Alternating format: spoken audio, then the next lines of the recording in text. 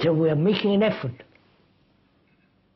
But if you listen quietly, silently, not being mesmerized, but listen to it quietly, deeply, then you see, then the very perception of that silence and watching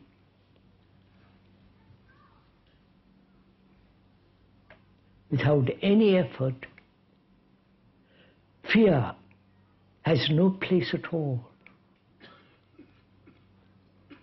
This is not a romantic illusion.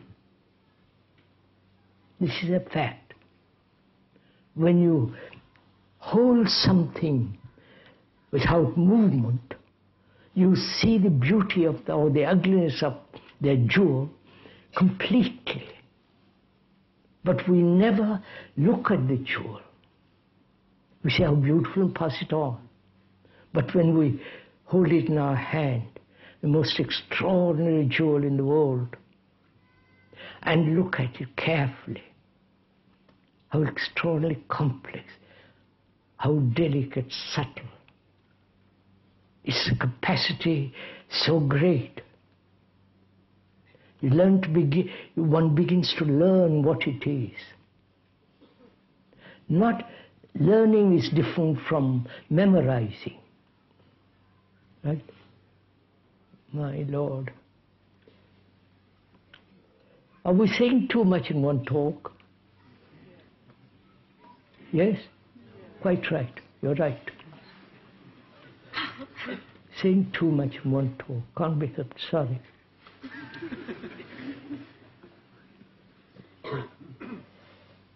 Have you ever held fear? Hold it. Not move away from it. Not try to suppress it, run away from it, or transcend it, or do all kinds of things with it. Just to see the depth of the fear, the extraordinary subtleties of fear. And you can only be aware of all that when one is looking at it without any motive, without trying to do a thing about it, just watching it.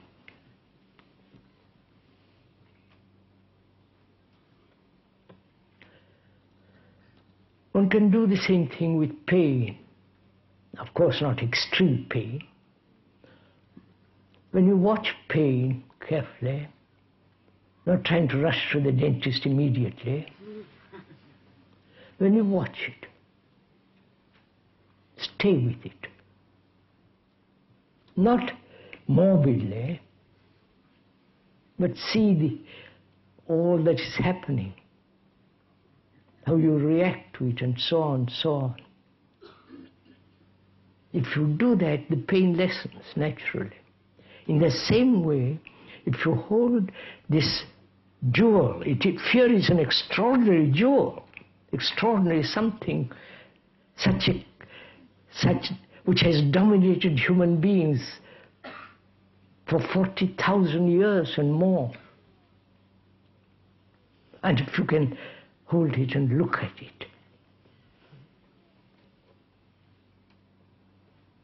then one begins to see the ending of it. Not the gradually, the ending of it, completely. Which means fear is part of our self-centered, egotistic activity. Fear is when the ego, the me, is isolated. When the me, the self, this self-centered movement, because it is separative, because it is the very essence of conflict and all the rest of it, that is the root of fear.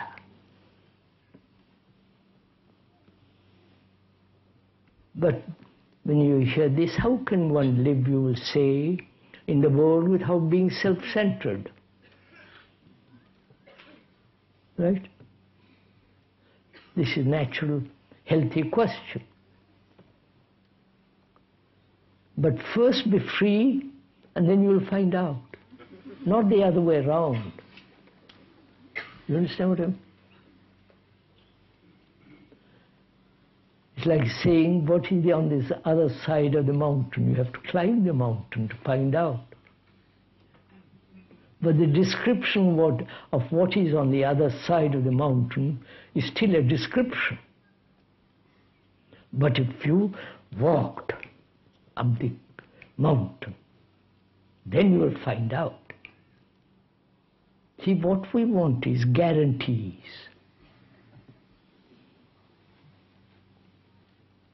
If I give this up, will you assure me of that?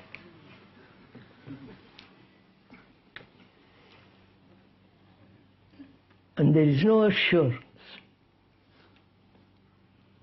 Actually, there is no giving up. Right? So, we're asking now if thought and time, or thought time, is the fact of fear, and we see it is, and the brain has been conditioned, shaped, molded, has accepted fear as the way of life. And the brain is reluctant to let go.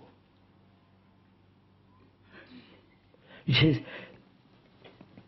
it has lived for thousands of years in the realm of fear.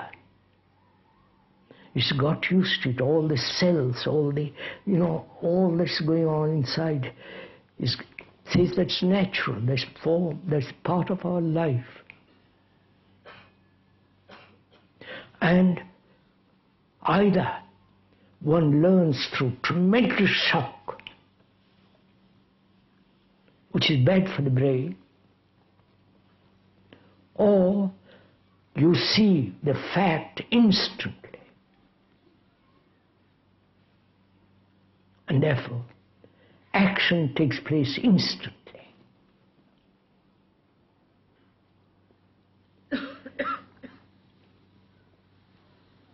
And we're talking about security.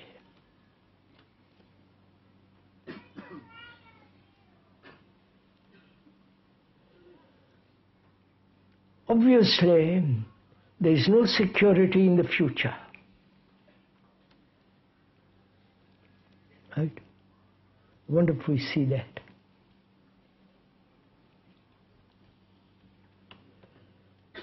Future is when you say this, I will be safe day after tomorrow, or there's God in whom I'll find security, or in some form of illusions.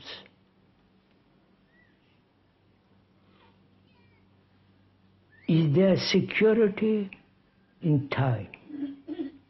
Please go into